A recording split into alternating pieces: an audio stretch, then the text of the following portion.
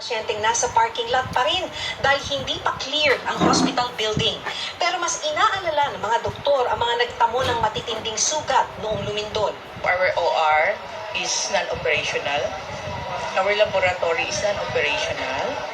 And we don't have the consultants because our consultants comes from Jansan area, anesthesiologists. They could not come here because the road is not passable. No, so these patients need to be airlifted or by sea ambulance or whatever ay available that for them to be transferred to higher facility. Isa si Cambria sa 3 araw nang naghihintay na mailipat ng ibang ospital. May malalim na sugat siya sa ulo at dislocated din ang kanyang kanang paa matapos madaganan ng pader nang tumama ang lindol. Mahirap talaga, ma'am. Pero tiniis ko na lang ang hirap para madala ako sa ospital.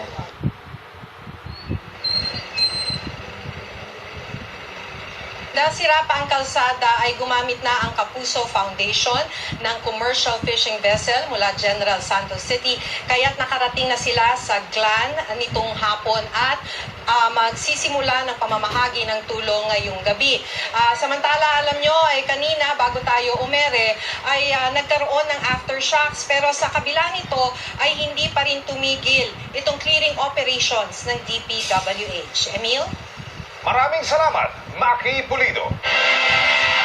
At kaugnay ng pagkamatay ng 2 Ateneo basketball players, inatasan na ng Department of Justice ang National Bureau of Investigation na mag-imbestiga. Bagaman walang foul play na nakikita sa ngayon, inaalam na rin kung may dapat panagutin sa training nila sa Aurora. Lalo't may mga dating player na nagsabi na dumaan din sila sa tinawag nilang deadly at Hell Week na pagsasanay. Nakatutok si Jude Veneracion. Kung mismo ay kinamatay lang ang pag-uusapan, malinaw ang nakumpirma sa pagsusuri ng mga otoridad sa labi ni Ateneo basketball player Rene Baterbonia. Lumalabas po na asphyxia by drowning. Ibig sabihin, naubusan siya ng hininga dahil sa pagkalunod sa kanilang team building activity sa Tipaculao, Aurora. Inaabangan naman ang resulta ng pagsusuri sa labi ni Divine Adili na namatay rin sa aktibidad. Lumabas din sa investigasyon na nasa hanggang bewang na lalim na tubig ang team ng Ateneo. Pero napunta sila sa biglang lalim na bahagi ng dagat at hinampas ng malalakas na alon. Noon nawala sina Baterbonia at Adili at natagpuan lang pagkatapos ng 30 hanggang 40 minuto, 5 dipa mula sa baybayin.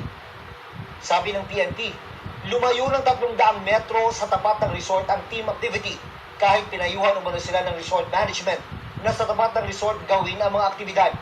Nung una po, nung unang dating po nila, nag-uusap po sila na ito yung kondisyon ng dagat natin dito sa tapat ng resort ay safe dyan, mabaka po dyan. Alam natin ang sitwasyon ng dagat dyan. Pero po, kaya nga po na sinabi ko kanina, yung pong team ay gusto ng kumagaya po silang humigit pa sila na huwag silang pakialam sa gagawin nila activity. Pero walang nakikitang foul play ang Aurora Police, batay sa mga affidavit ng mga nagbigay ng first aid. Base po sa affidavit ng lifeguard, ay haba ko po ngayon yung statement niya, ay wala akong napansin na pabigat sa paa, kamay o katawan ng player. So yun po yung sabi ng lifeguard.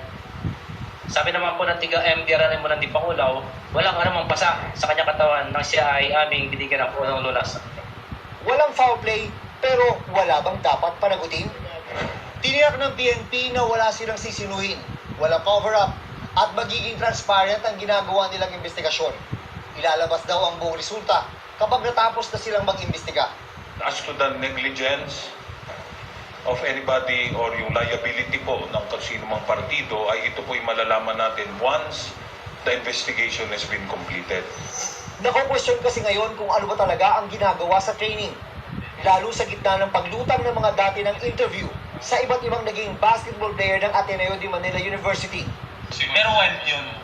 Wild talaga, wild. Sa 2022 interview na ito, halimbawa ng Shoot First podcast, ay tinanong sina Gian Mamuyak at Tyler Chu tungkol sa kanilang naging training camp sa Aurora, parehong probinsya kung saan namatay sa training sina Baterbonia at Adili. Balita ko talaga may isang, iba nga yun, parang training camp yun dali. So, Iba pa ata. iba pa yun. Parang sundalo daw talaga, bro. Ano yung ibig sabihin nung parang narinig ko na bang sundalo? Walang basketball doon. As in, Bootcamp, walang basket, walang bola. Wild. dagat ng chambuangin. No cellphone. Aniya, subok na subok ang kanilang mental toughness sa tindi ng training na kanilang naranasan. Sa isang hiwalay na podcast naman, tinawag ng dati ring Ateneo player na si SJ Belangel ang ginawa nila sa Aurora bilang deadly training. Kung kailan utak na lang ang gagana at ang katawan hindi na. Hell Week naman ang tawag dito ni ex-Ateneo player Sean Ildefonso ng makapanayam din sa ibang podcast. Inatasan din ng Department of Justice ang National Bureau of Investigation o NBI na bumuo na task force para imbestigahan ang pagkamatay ng dalawang student athlete. Ang NBI ang tutukoy kung merong sapat na basihan para irekomenda ang pagsasampa ng reklamo sa DOJ. June Veneracion, Nakatutok, 24 oras. Nasawi ang isang binatilyo sa Parañaque City matapos siyang pagtulungang bugbugin ng mga kapwa niya menor de edad.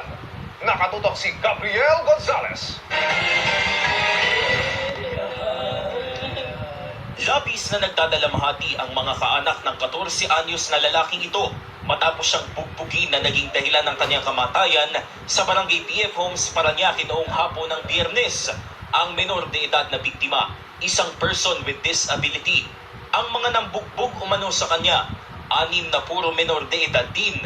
Ayon sa pulisya, nakipagkita ang biktimang si John Raven Tabina sa 6 para ihatid daw ang binili nilang shorts.